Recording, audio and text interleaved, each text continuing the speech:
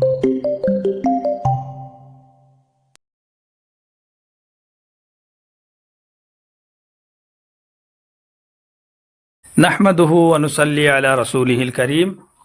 আহমেদ হাবিবি ইউটিউব চ্যানেলে আপনাদের সবাইকে স্বাগতম। প্রিয় মুসলিম ভাই ও বোনেরা, ইসলামের 5টি স্তম্ভের মধ্য থেকে প্রধান একটি স্তম্ভ হলো নামাজ।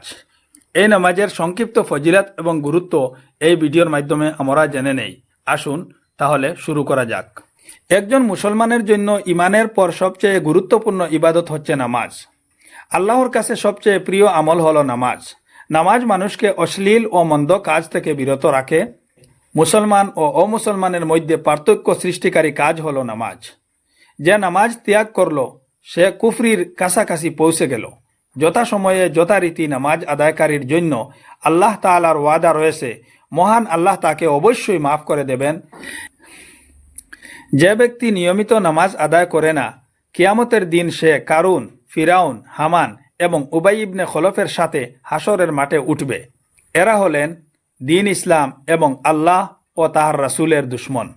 বেনামাজিদের হাসর এদের সঙ্গেই হবে।